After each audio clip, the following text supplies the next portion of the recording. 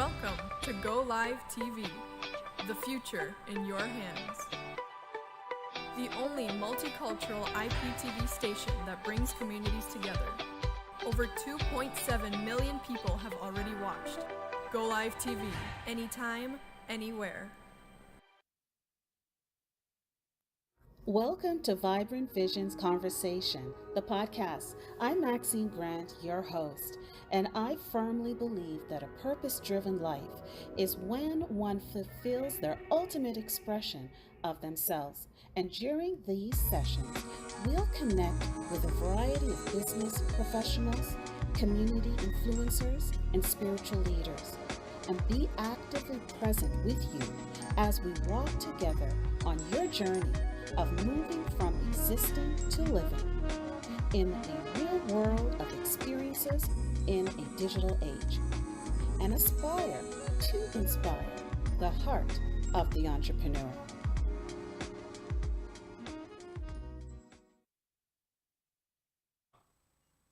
Thank you for joining me. I'm Maxine, your host, and joining me today I have Kashmir Burke, and I also have Dr. Andrew Blackwood, who will be joining me. Today we're making awareness, call it like celebrating CAMH Mental Health Week. Kashmir comes to me, we've worked with each other, I guess, say about 20 years or so. Andrew, I've had the pleasure of working with in the community. So we're gonna talk a little bit more about the life that everyone is experiencing during the pandemic and after the pandemic, and how that has impacted the community.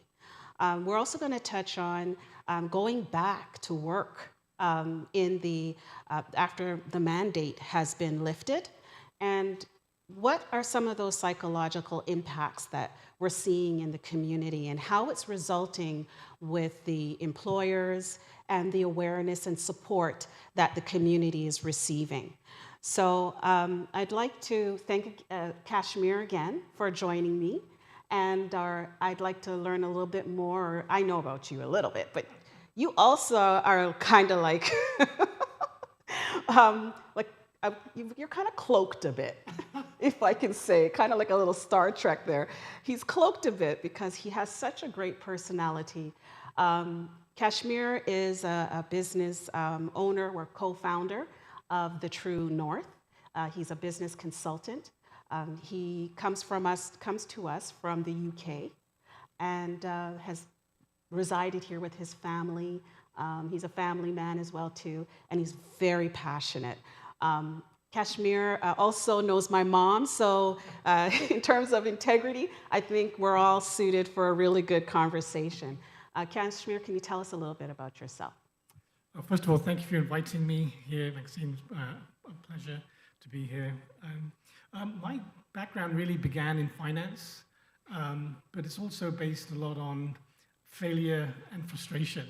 And I found finance very frustrating because I found that all the things that we were measuring in finance were actually assumptions and projections, weren't real. That led me into operational excellence and lean and to Toyota Way and Toyota Production System to try to get more to how institutions work. But the more I got into that, I realized the power of institutions. And I think that was the turning point for me, is learning that we can work with individuals, but the power of an institution, be it a religion, be it a corporation, be it a community, has to be dealt with. And what I discovered in that process of working through operational improvement and efficiencies is you've got to get to the culture, and you've got to get to understanding the effects of these institutions are having on people. Okay. And that's led me to what I do today, mostly working with institutions and teaching leaders and coaching them how to lead and develop and humanize the institutions they're leading.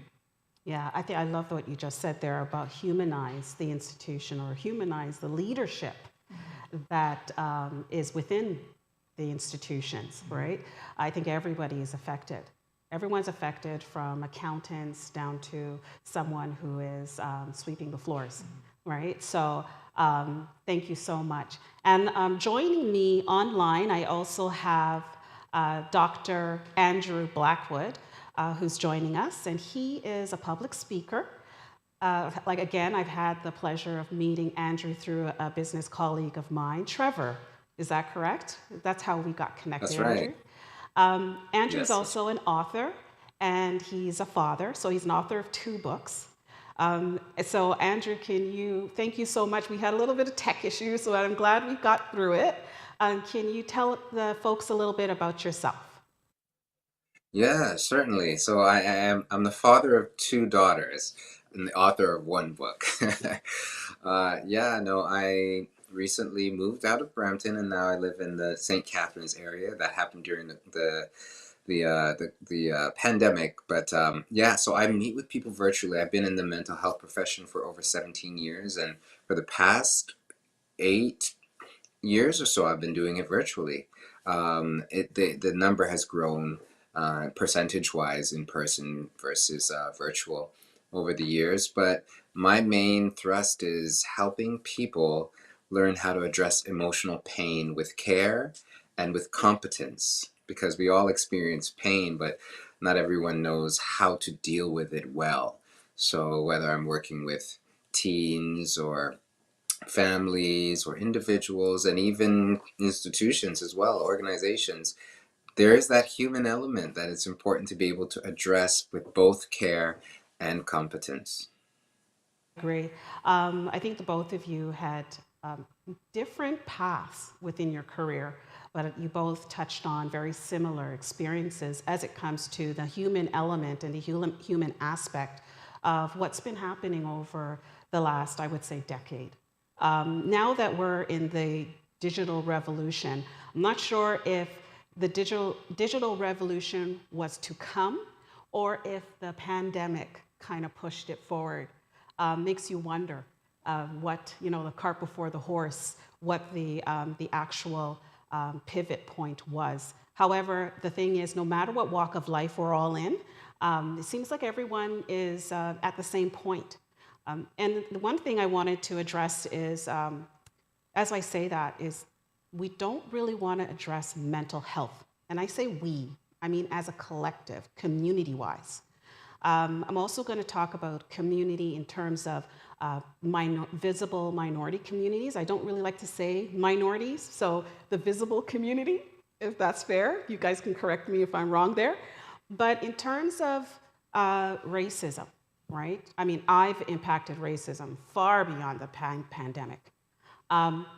Would you be able to share with me? I know, Andrew, you've shut down your practice, is that correct? And you kind of morphed, you transitioned into another path within administering care. Can you share with me just a little bit of your experiences and also if you can share with us how racism had an impact to it, maybe didn't? Yeah, certainly. Yeah, it's new. Not a lot of people know this, but I've recently transitioned out of doing psychotherapy and formally into doing the healing communication as the healing communication coach. So I've formalized my own methodology over the years. No, I wouldn't say that racism had anything to do with it. I just had the sense it was time for change. It was a little bit counterintuitive in the sense that everything was going fine with, my practice.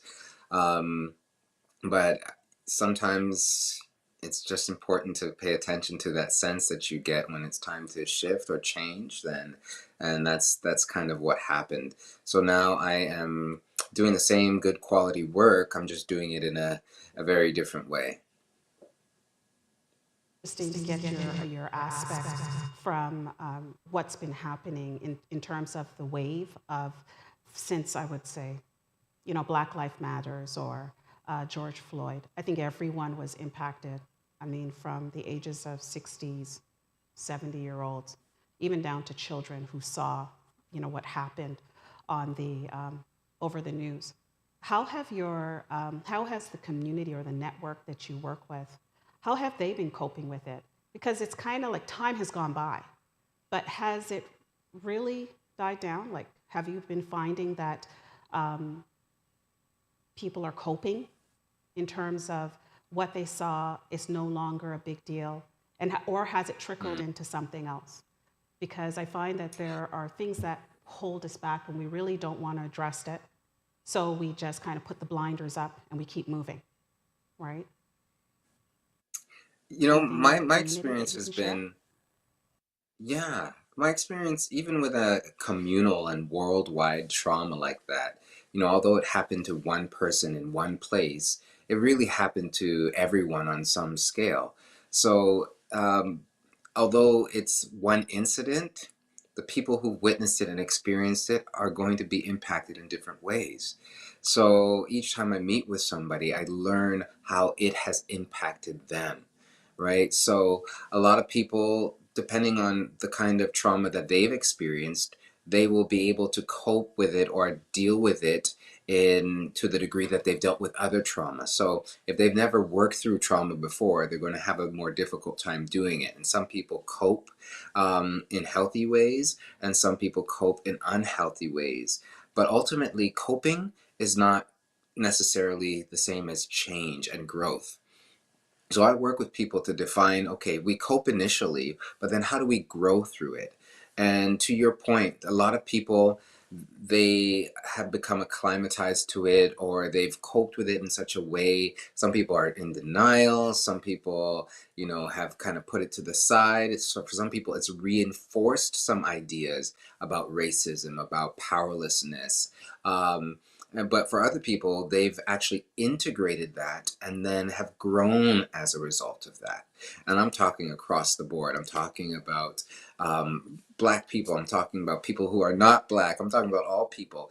When we experience trauma, it's important to understand how we as individuals deal with trauma and find our path to growing through that so we can grieve. We can grieve what we've lost. And that's the main piece that a lot of people miss. When we experience trauma, there is something that we lose. Yes, there's the hurt, there's the shock, but then there's the loss, whether it's the loss of control, whether it's the loss of this idea that the world was a safe place, that police can be trusted. There's something about that loss. And then when we learn to deal with that and we reconcile that, then we can stand and move forward. Shifted now to Kashmir. From a business lens, if you can share with me or share with the folks, how have you seen leaders cope with the trauma of this, shaking of the systemic approach to dealing with people and dealing with the visible communities? Yeah. There's been a couple of interesting experiences with it. I live in a very affluent part of Mississauga, and a lot of the people living there are business people. Okay. And so, because we all got shut down in quarantine, sitting with neighbors, talking to them became more important than ever before. Like I'd never spoken to some of them, but we're in a closed road and we start talking to each other. So I asked them how they were going through this, and many of them said it was the best thing that ever happened to their business. Wow. So many of them owned restaurants, many of them owned hotels. One of my neighbors owned several hotels. And I said to him, it must have been devastating. And he said, no. He said, I could not wish a greater thing, because what happened, he said, the government covered me financially. I laid off all my staff, broke the union, and I brought back youngsters who I can control. And so this has been the biggest boon. And now everybody wants to travel. So we've got now a bifurcated economy where some people have been devastated, as Andrew says, and chronically and acutely, and other people have benefited. And the other side of it is talking to leaders who are trying to get people back to work in their office. Right. Because what's happened is for about 25, 30 years, I've been working through the process of trying to create more flexible working arrangements with various companies. They'll invite me and say, well, we want to create a flexible work environment for women, for people who are single parents, for people taking care of the aged, but they never did anything. So I would come up with policies that would never apply them. But what happened in 2 years is circumstances forced that to happen. Right. And the distrust they had has been uncovered. The distrust that they had was not that we don't trust you're going to do your work. The distrust was they lose power. So when everybody's working from home and the work's getting done, right. So what happens do you think about the dynamics of a meeting? I go to a meeting, the person who's running the meeting is in control. Right. So it's all about the use and abuse of power. Yes. That's gone. The meeting space is open. And the work's getting done, and what we're seeing is middle management getting really afraid that if people can go and do the work and manage with each other. Right. What do you need the middle management for? So now the pull to get people back in the office, they claim it's for culture and for collaboration, but it isn't. It's to save their own jobs because, and we've seen in parallel, this has been an acceleration with agility and lean, the kind of work that you've been doing. Yes. That for 20 odd years, people have been trying to work in a more cohesive, coherent, self-regulated way. The pandemic has allowed that to happen. Right. And so leaders are in business, some of them are saying this is the greatest thing ever because they're making more money out of it. Others are terrified because it's put the question of their position and power into jeopardy. Oh, wow. So what I'm hearing is coping now has a different approach. Very much so. It's not standardized any longer. No. The brick and mortar has come down. I mean, I realize, I embrace remote work life. Just being, as you mentioned, being in the agile space of managing projects, managing relationships, and utilizing lean and efficacy to improve how I even plan my day. I know. I actually find that I'm more productive and actually more busy than I ever have been. And that's how I coped with the shutdown. That's how I coped. I don't know what you would call that, Andrew, but with the trauma of what I saw with, with George Floyd. When I saw what happened with George Floyd, the first thing I did was think about my son, how that's going to shape his thinking, how that's going to guide his fears or not. That fearlessness that teenagers and young adults had, that's changed considerably. There were some stats that we talked about, Kashmir, and I'd like to bring those up. And you were sharing with me that divorce rate, and Andrew, you could probably speak to this as well, that CBC News in March of 2021, I believe you said, it was sharing that that divorce rate has gone up. And that there was also a situation where you mentioned that a scenario where couples who were living together, but prior to the pandemic, but really weren't coping with one another because they would find other things outside of the home life to do. But now here they are, restricted, can't leave. And apparently the unfortunate thing is that abuse has gone up. And so physical abuse, unfortunately, women and children are facing the brunt of that. And there were some studies in the UK. Can you tell me a little bit more about that? Because I understand that Canada has adopted a solution and so has the UK. I think it originally began in China, where I think several cases were, in some areas of China, the amount of domestic abuse had gone up 300%. Oh, wow. And it was, we were watching that because this was early in the pandemic, and we're going, oh my gosh, but we didn't know the wave was coming. Then it happened in Italy. Then it came in the UK. And then we're watching it, then as the pandemic grew through each of these countries, the rate of abuse, domestic abuse, grew to such a level. A group in Italy, the Italian government, set up a scheme and said, notice they had to do something about this. Right. So what they did was they said to women, if you're being abused, when you go to the chemist or the pharmacist, use this word, bring your children with you, and a minibus will take you to a local hotel, because the hotels are all empty. And they were shocked. They started to fill these hotels and turning them into hostels. Into hostels. Wow. And so what I think what happened was the pandemic accelerated what was already there. It didn't create this trauma. It took a trauma that was there and put lights on it. And then the same thing happened in the UK, and then even Trudeau had to pass a similar type of action in Canada. Right. So what we see is a universal human issue. And I think part of the issue is that there's, going back to Andrew saying about different types of trauma.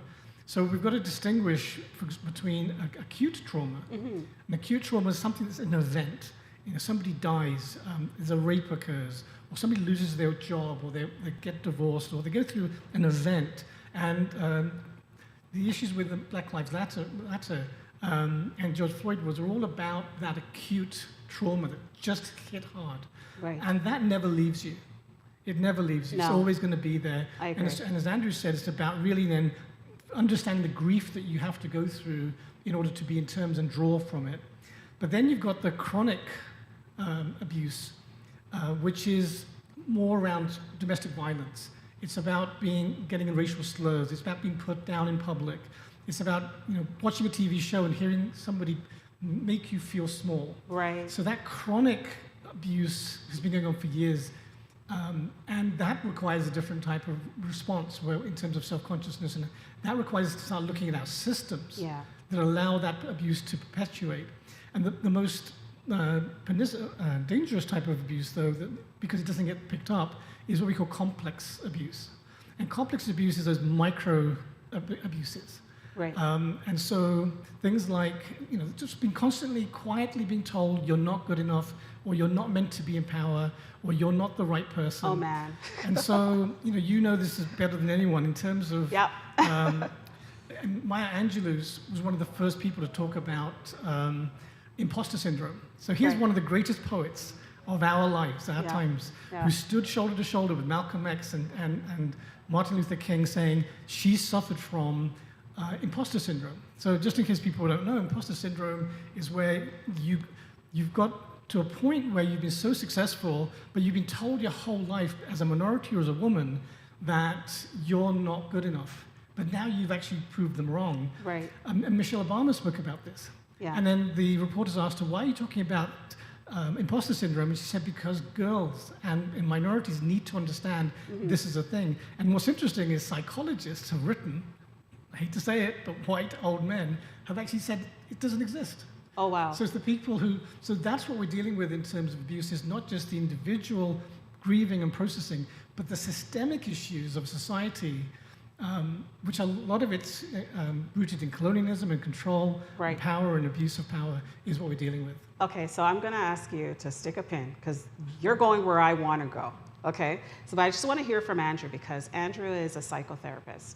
And Andrew, can I get your feedback in terms of what Kashmir just spoke about? Because honestly, you don't know this, but Kashmir and I have spoke a lot about this on a particular project that we're working on.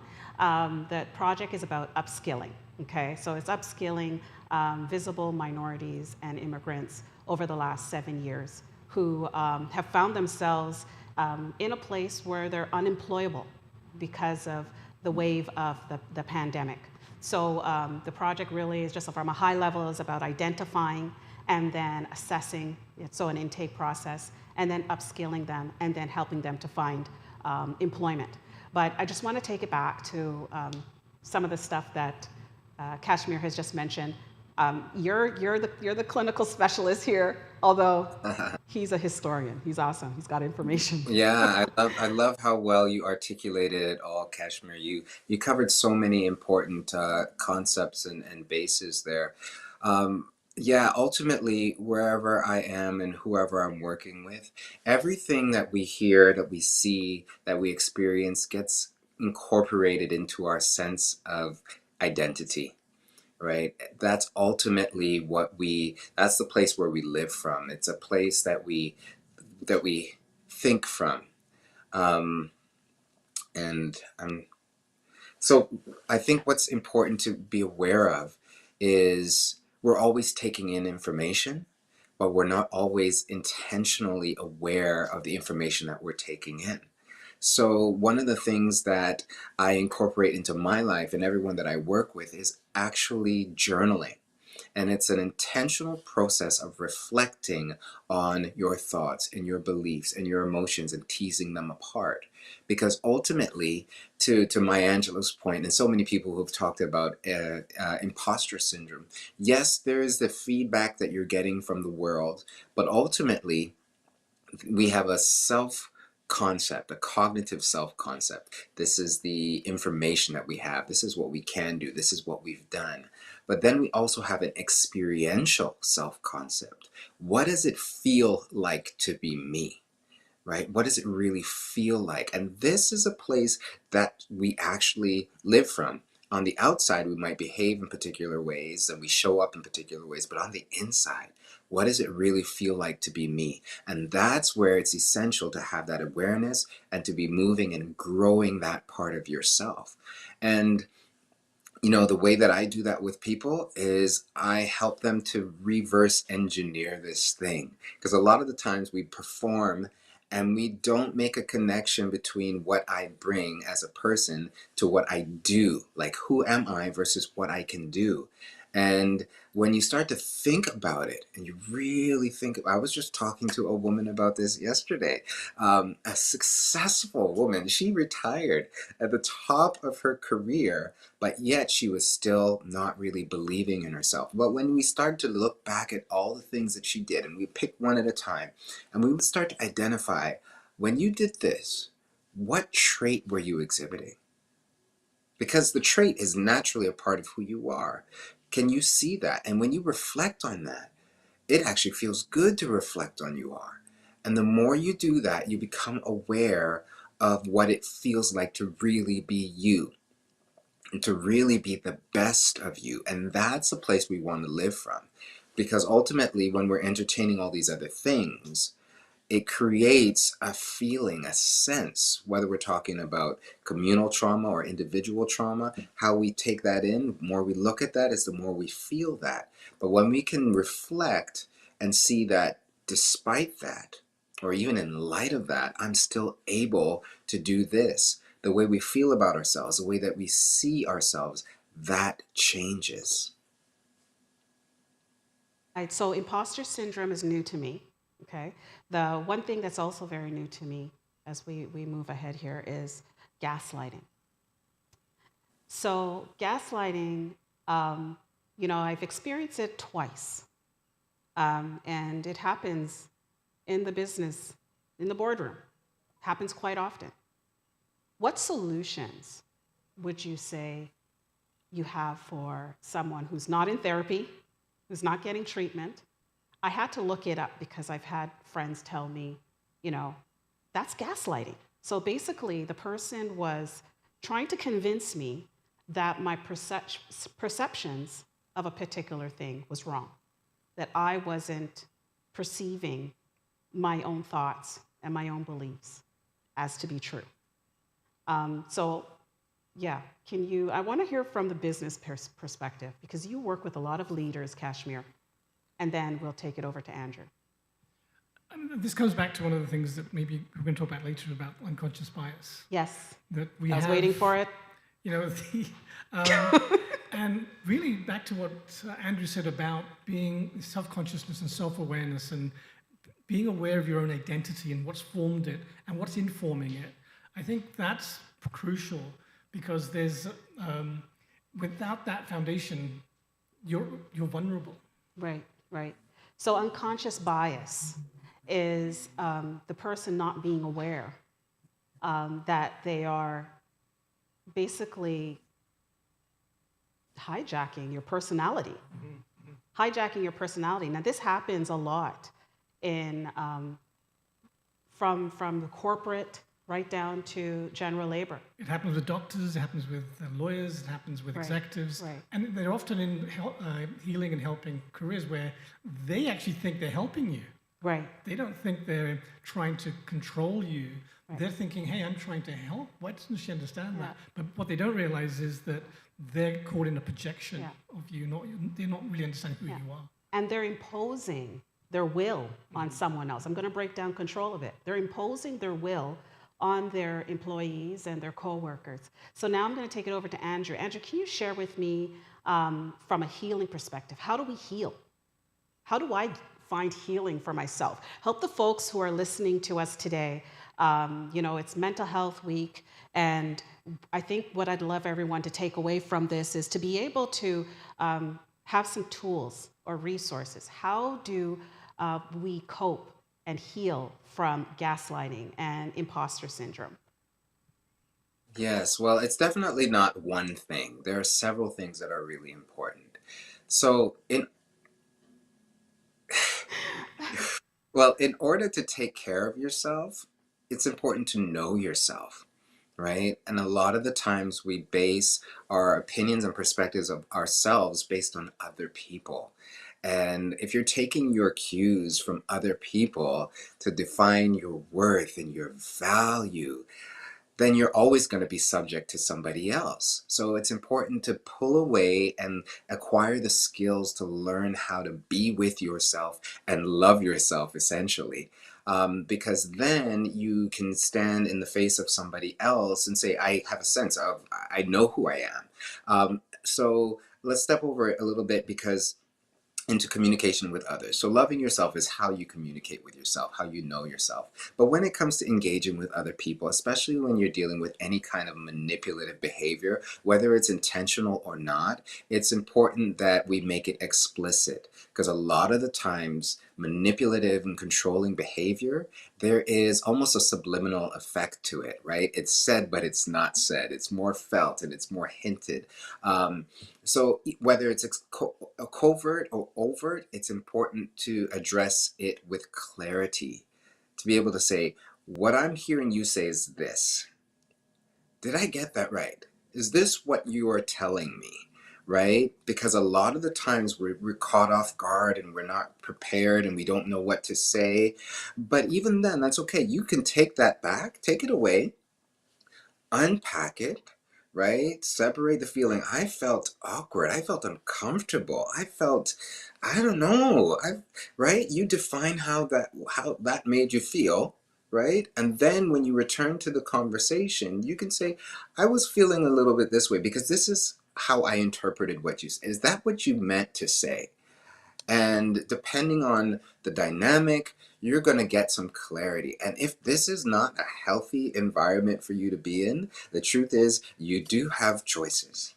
You do have choices, and it's important to make those choices so that you end up living a life that you are happy with, that you are getting the best and giving the best of yourself too, right? Much. I think what I'm taking away from all of this is self-care. Self-care, spending time with yourself to realize who you are, who you truly are, and to get the supports and the treatment to help. You know, some people need the help to unpack that. I want to thank you both for your time. I know we had some tech issues, and I'm glad we got through it. I think this was an amazing conversation. I think also that the unconscious bias is a conversation that's going to continue to go on, and the treatment around that.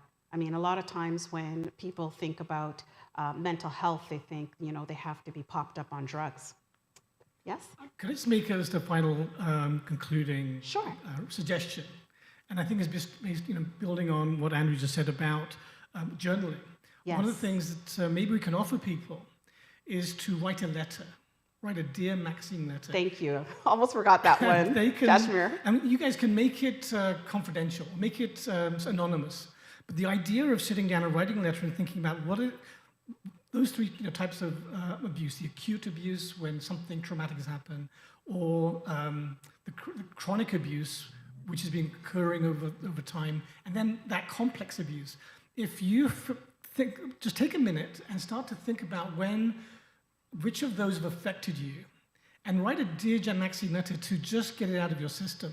Yes. And when you write it, as Andrew's saying, the very process of writing allows you to communicate with yourself. Right. And by using Maxine as a mirror. Now, obviously, you don't have to send the letter, but just writing it, I think I would recommend, is a very good first step. Yeah. I mean, being that I have this community and network of a lot of business people, professionals, and leaders in the community. I lean on professionals like yourself and also, Coach Andrew to support the needs and so forth. So if the community, if you feel that you want to follow through with writing the letter and sending it in to me, definitely it's confidential, and I will ensure that it gets to the right support and clinicians. Thank you for reminding me of that. Also, if you visit our website with Vibrant Visions, you'll also find that there's somewhere where you can leave a message there as well too. Or you can check us out on Creative Bang Lab website, and you can also send us a comment there. And don't forget to follow, like, and share on YouTube and also on Facebook. Again, before I wrap it up, Andrew, is there anything you'd like to share with the folks? Yeah, I think quite often the images we see in our world, they really promote a sense of fear and powerlessness. And we're not designed to live in environments like that. So part of taking care of yourself is being intentional about what you take in, what you allow yourself to see and engage in, and that internal environment that you get to cultivate, right? I think that's a really important piece as far as uh, being intentional and being response able to take care of yourself. I think that's really, really important that we have pictures of hope and of positivity and awareness of the life and the good things that are happening, even in the middle of challenges, right? So I think that's a really important thing that we are aware of constantly, that there is life, there is hope, and it's within reach. Let's wrap up. Thank you very much. There is hope. So, again, thank you all for joining us today. Again, continue to follow and like and subscribe to receive more updates of upcoming episodes. And I appreciate you both for joining us.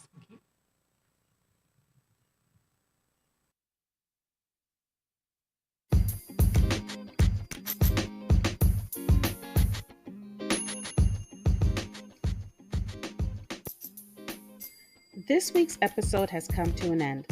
I am Maxine Grant, and this is Vibrant Visions. It's time to be the change you want to see, so get involved. Remember to like or share this episode, and then head on over to our podcast webpage and share your comments and feedback. Join us next time.